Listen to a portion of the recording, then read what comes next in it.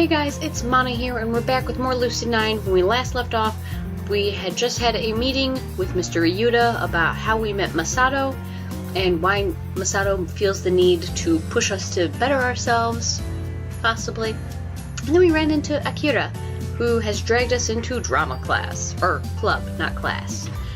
But I'm not opposed to that. I'm okay with this. So let us begin. The entire room relaxes as she sits before me, bowing her head slightly. Welcome to the drama club. I'm the club president. Sorry, you came in on a pretty hectic day. No, it was interesting. Akira, could you let go of me? Akira suddenly squeaks, lunging away from me. An uncharacteristic blush crawls to her cheeks as she vainly attempts to cover her face with her hands. It is really unusual for her, but kinda cute. Almost reminds me of Rui. I suppose they've rubbed off on each other at this point. Quickly disregarding these thoughts, I focus back to my physical status and move my arm back to its regular position. It twinges painfully. I can't hide a wince, which the club president immediately notices. Oh gosh, are you okay? I test my arm for a moment, but the pain subsided. Probably just overstretched slightly. Nah, I should be fine. It's nothing compared to what Miki's made me do before. Did I hurt you? I'm really sorry, Yama. It's fine, really. Now, are you sure? It's unsettling to see Akira so meek. I glance at the club president and raise an eyebrow. She seems to understand. Well, let's try some basic exercises before our next scenario. Stanislavski's Magic If, everyone. Okay. Can't say I know that one. The rest of the club time is spent in playing around with different objects, pretending that pencils are bombs, chairs are clouds, and desks are shields. It's amazingly refreshing. I'd almost forgotten at how fun it was to just put everything aside and enter a completely different world. Even when the club's been dismissed, I feel a sense of lightness that I haven't felt in a long time. Hey, Loot! Akira pops up next to me, now returned to her cheery self. Hey, where are you headed? Home. Don't you live in the dorms? I live in the world, therefore anywhere I go is my home. Bizarre as always, the only thing I've grown to understand about this girl is that I'll never understand her. Right, seriously, where are you going? Come to think of it, I have no clue what I'm doing here. Catch you later, Luke. See you later. And without any further explanation, she skips away. I shrug off my confusion, accepting that it's as the norm when one speaks with Akira, and head back to my apartment. Except something stops me at the entrance. By this time, all the students are living it up in town, or doing nobody knows what in the school rec center. Nobody just hangs around the entrance. For most, the BART gates and curfew are just another sign of the restrictions instituted by the helicopter parents. But beneath the shade of a tree in the far corner, I catch a sight of two figures facing each other with hands on hips.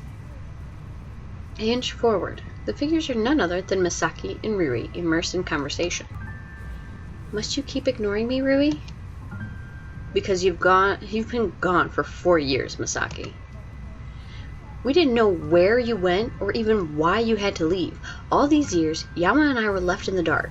For all we knew, you could have been dead. How can you expect us to act like you never left? I still don't understand how Yama can be so forgiving after he almost...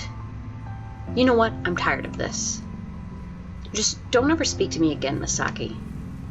She turns to stalk off, but Misaki grabs her wrist in the blink of an eye. I'm not letting you walk away again, damn it. Do you believe that I wanted to leave Seto? To move to District 6 with my mother, who, by the way, doesn't even deserve to be called my mother? What I don't understand is why you're blaming me for something I couldn't control. Misaki's sudden outburst seems to catch Rui off guard. District 6 doesn't deserve to be called my mother. Just what happened to Misaki after she left Seto? Misaki, you're hurting my wrist. Oh, I'm sorry, Rui. I shouldn't have. The two girls seemed to avoid each other's gazes for an awkward moment. Rui is the first to speak, her voice coming out barely a whisper.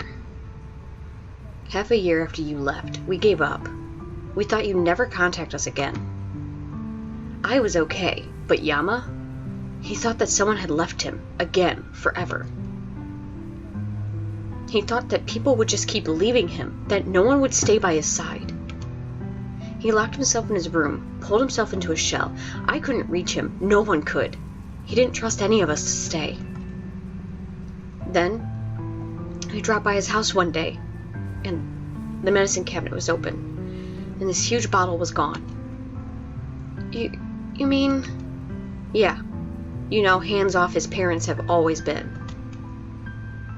The ambulance barely made it in time. They had to start pumping him on site. That's how bad it was. Was it really that bad? So, understand why I was so upset. I had no idea, Rui. Just where were you, Miki? Why? Why couldn't you just... Rui breaks off and covers her face with her hands. Misaki's expression crumples. She hesitantly reaches toward Rui, and Rui promptly kicks her in the shin. Tell me, Miki, why did you take so long? Ow! Why weren't you there for Yama? Why weren't you there for me? Why? I missed you. Rui! And now they're draped against each other, sobbing like newborn children. Sorry, that's really sad, and I need a tissue before I start crying, because that's really sad, and I don't like sad. I don't like it. Like, it's good for the story, but oh my god, I'm sad now. Don't mind me. What just happened? I quietly inch away from the scene, feeling the sudden sense that they need privacy. At least they made up. Well, from the looks of it. It almost seems like Rui was just really overwhelmed from keeping secrets. My memory of that time is very faint, but hers must be crystal clear. Her terror, her anguish when she stumbled on me, must have been festering inside her all these years, because mentioning anything could have set me over the brink. She always had to fake smiles, put me first, pick me up when I've fallen down. Something itches in the back of my mind, a weird kind of dizziness threatening to overcome me. I force it back until I can become more detached. I really, really don't want to think about that time, but thankfully I can suppress it for now. But Rui, she was never one to hide away from her feelings. She faced that painful, full force. Little wonder that seeing Miki again had brought all that to the surface. And Miki? She had to move to District 6 with Satomi. Something she hadn't told me when I first saw her 2 days ago. Why would she resent her mother so passionately? Also, why would they move to District 6, the most poverty-stricken area in Isamu? It certainly makes me curious, but then again, it's really none of my business. At least she and Rui are friends again, so maybe now the three of us can go back to the way we were. I can't hide a smile as I lounge against the couch after whipping up some dinner, replaying the exchange in my mind. I'm glad they've made up. I'm really glad. Somehow it feels like a big burden has been lifted off of me, even though I technically had nothing to do with the argument. And now I'm getting all sappy.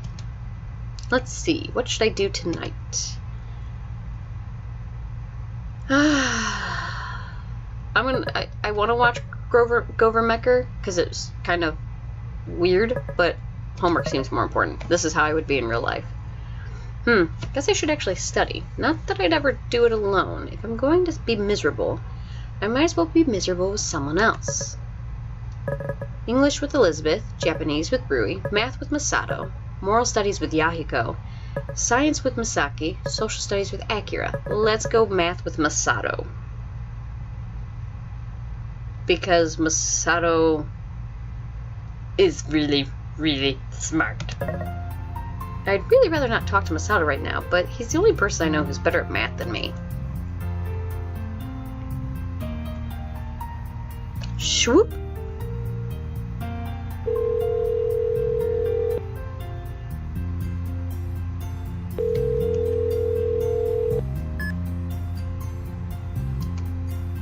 Hey, Masato. How was track? Fine. Crap, he must be really pissed. Do you happen to be doing math right now? Oh yeah, my first plus your skull. Oh, excuse me. Oh yeah, my fist plus your skull equals a bloody mess. Well, that escalated quickly. Are you really that mad about track? I'll take that as a yes. Get on with it, man. What do you want? What exactly is he so mad about? Is it that big of a deal that I don't share his extreme love for track? Whatever, I don't have time to deal with this drama. Maybe tomorrow. I'm going through the test problems. One of them is... Answer is 2x over 3 plus 6 over x. I don't even know how to say that. What? How'd you... Calculations... Yeah. Yeah, but... Knew it'd be the only one you wouldn't know. I can't help but be surprised that he'd think of something like that. Not to mention that it's kind of weird hearing actual math coming from Masato's voice. Thanks. That's it? Yeah, I guess. Hey, dude. Bye. I think that's the angriest Masato's ever been, and I don't even know why. Sometimes I wonder if I know anything about him at all. The sudden ring of my phone breaks me out of my thoughts.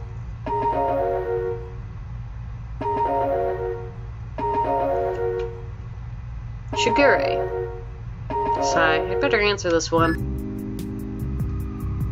Shigure? Ah, Ishiyama.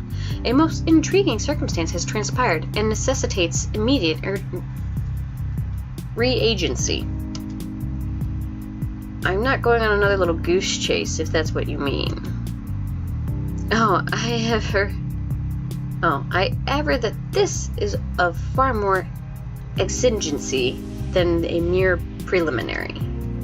Despite myself, I'm intrigued. And what would that be? The police have come to an impasse, and she uses really big words, and my dyslexia doesn't like it. Coadjunctivency? My dyslexia does not like that.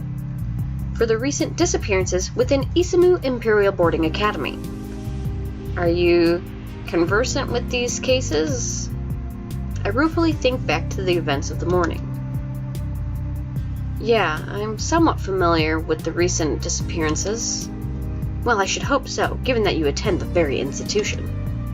At any rate, you must meet me at the school tomorrow morning. We are scouring every last inch of that campus, even if it requires neglecting sleep. With such luck, a crucial piece of evidence may be uncovered. Disappearances, neglecting sleep, evidence? What is going on? So, we're searching the academy for a lead on the recent disappearances. That is to what I previously adverted. Are you deaf, or merely improficient of fathoming such elementary conceptualizations with your towardly intelligence? There goes the canon of verbal abuse. I'm honestly impressed. I can't match her in that regard. But no one disturbs my sleep. No one. And you're expecting me to pull an all-nighter for this? Well, naturally. The case demands it. I'm not doing that. Get some other people to help. On the contrary, as I have no qualms with neglecting sleep, you should be the one recruiting. Gather your accomplices as you deem necessary, Ishiyama, and meet me by the school gates at 8 a.m. sharp. But it's illegal. But isn't it illegal to share confidential case information with civilians? It ought to be felonious to possess such infinitesimal acumen. Yet you are not incarcerated. That doesn't answer my question. Should you choose to go alone, know that you will be spending the entirety of your day in investigation. I'm not even getting paid. If you really don't want to do it, you don't have to. But we both know you're already too curious for that. What's really unfair is that she's actually right. Sometimes I wish she was oblivious and stupid, but then again, she wouldn't be Shigure. Guess I have a lot of calls to make. When I arrive at the academy the next morning, I find a fairly sizable group of people gathered at the gate, none of them looking particularly happy with me. Well, look who actually showed up. Elizabeth's definitely the angriest. I probably shouldn't have pulled the blackmail card to get her here, but at the same time, I need as many people as I can get. You thought I wouldn't? Honestly, no. I was the guy who organized this. Why wouldn't I show up? Once an irresponsible person, always an irresponsible person. Not necessarily true. Would you like some pepper with that salt? I'm just telling him how to improve. Sure you are. You haven't said a single constructive thing. Does he deserve it? He doesn't bloody take anything seriously. Has he ever excelled? Ever? Is this still about that stupid project from last year? It wasn't stupid. Clearly you don't have the brains to understand. Hey, lay off her. Guys, can we just stay out of this, Yahiko? Look, Elizabeth, I've tried to just ignore you. I thought you'd improve because Yama stopped talking about you. But you're too stubborn to think you might be wrong. You know nothing about me. Stop shooting off your mouth like an ignorant. You come here and say that to me. You both need that for... I don't know what she's saying. I can't... What? You both need to... Oh, you both need to let loose before you spill them. Can't do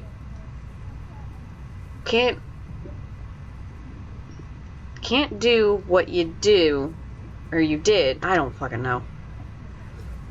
For a second I found myself double-checking whether that was indeed Misaki Kazahaya who just spoke. Judging from the fact that everyone else looks just as bewildered as me, the answer is a resounding yes. The commotion immediately comes to a halt, Masato seemingly the only person who actually registered what Misaki just said. She's right. Ain't no use in us arguing. Well, alright then. Guess that's one way to defuse an angry Masato. What makes it a little scary is how easily Misaki could do so. Elizabeth and Rui turn away in a huff, but they stay silent. I'm not completely sure whether it's out of respect for Misaki or if they simply don't have the energy to keep arguing. Well, this is getting off to a great start. It appears you acquired a respectable quantity of potential peons after all, Ishiyama. And now Shiguri's here, which will either fix everything or make matters much, much worse. I'm betting on the latter. Oh, hey! Wait, isn't that... Irie? What are you doing here? You! I elbow him in the ribs to shut him up. He seems to understand. She is with me, obviously. I, on the other hand, have my own inquiry. By what means have you acquainted yourself with Irie Hiraga? How do I know her? Same school, remember? And yet you address her with some similitude of fellowship. So do you. How do you know her? I hold no obligation to acknowledge queries impelled by a marginally competent plebeian. With this kind of affirmation of my hard efforts, she moves into the group, examining each person from head to toe. They only stare back, unsure of how to react. Intriguing. Oh, I see. What are you doing? Shiguri only returns to the center of the group without another word. My name is Shiguri Enomoto. I am a freelance detective. Ain't you kinda young for that? I'm 26 years of age, you tendentious imbecile, and legally certified. She flashes her badge at Masato, who only shrugs. You're 26? Yes. Pray keep yourself from any further counterproductive disruptions. After a moment's silence, during which she takes a deep breath, with Irie comfortingly patting her back, she seems to regain control. You have been summoned on account of an extremely important affair. As you might expect, I cannot divulge details due to the confidential nature of the case. However, I can tell you the following. We are searching for any information that may be related to the recent disappearance of Academy students. You must be meticulous, you must be witty, you must be adaptable, and above all, you must stay alive. Her words carry unusual dramatic weight. A quick glance around the area confirms my suspicions. Every person is leaning towards Shigure, a glimmer of excitement in their eyes. Even Elizabeth seems interested. Heck, I'm looking forward to this. Turns out that Shigure can be inspiring when she really wants to. Investigate all areas of the school until noon, where we shall reconvene at the garden rooftop to debrief. Leave no stone unturned. The lives of innocent citizens lie in our hands. 3, 2, 1. Break. Every person in the group tears off in every direction. Only Eri, Ruri, and Shigure remain. Ruri shovels close to Shigure with a shy smile. I'm sorry, but would it be okay if I tagged along with you? Being a detective just sounds so cool. But, of course, only if that's okay with you and Irie. I noticed Shigure's chest puff up slightly, like a proud veteran aiming to impress the newbies. Ruri probably scored extra points for including Irie. Well, if you insist. Irie? Irie glances from Ruri to Shigure and back, the edge of her brow furrowing slightly. Shigure, noting her hesitation, tries a comforting smile. Remember? Eri stares vacantly at Shigure for a long, long moment, then nods, the corners of her lips rising just slightly. It's settled. What's your name? I'm Ruri Hayata. We must depart at once, Ruri. Enlightenment awaits. And she promptly dashes away, Ruri on her heels. Irie briefly glances in my direction as she follows them out. I spend an idle moment relishing the fresh air against my face in the glamorous serenity of silence. Then I straighten my shoulders and evaluate my surroundings, ready to start my investigation. Well, I'm already at the entrance, so I might as well start here. The offices lie near the school entrance. Maybe I could glean something from there. The question is, how can I legally obtain confidential information without a license? Access to your informational database. I presume we are in agreement. Well, I guess I found my license. I should have expected Shigure to come here. The faculty office does, after all, hold the official records. Anything from the other locations would mainly be hearsay. Certainly, Miss Enomoto. Please wait a moment while I prepare the database. As the secretary withdraws into the offices, Shigure turns to Rui, pushing her glasses to the bridge of her nose. Sadly, there is a little glamour in our line of work. Much of it is limited to scouring through paperwork. Really? Yes. However, as our talents are better spent on proper investigation, we often delegate such tasks to menial workers. Suddenly, her arm shoots out and pulls me by the shoulder. Exhibit A. Yama, what are you doing here? You shall, of course, be our manual labor. Wait, what? Oh, do detectives usually have those? Shigure straightens ever so slightly, clearly pleased by Rui's interest. But of course, is it not a staple in mystery literature?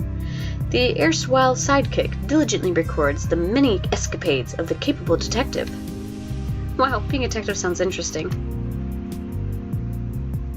But that's literature. Ah, she's back. Just then, the secretary conveniently pops out of the offices and slips a tablet into Shigure's hands. The system is digitized, as per standard regulations, Miss Enomoto. Her eyes land on us. However, due to the confidential nature of this information, I cannot allow these students to... Come closer. Pardon? Come closer. The secretary glances around before inching forward, leaning down to meet Shigure's height. Shigure whispers something furiously into her ear, something that makes her eyes widen in shock. Well, if that's the case, then I suppose... Good, off you go. I shall return this after it has been properly searched. The secretary obediently scurries off. Ruri grins in clear admiration. That was incredible. So it was. What did you tell her? She agreed awfully fast. Why, I simply notified her that the three of you are undercover agents.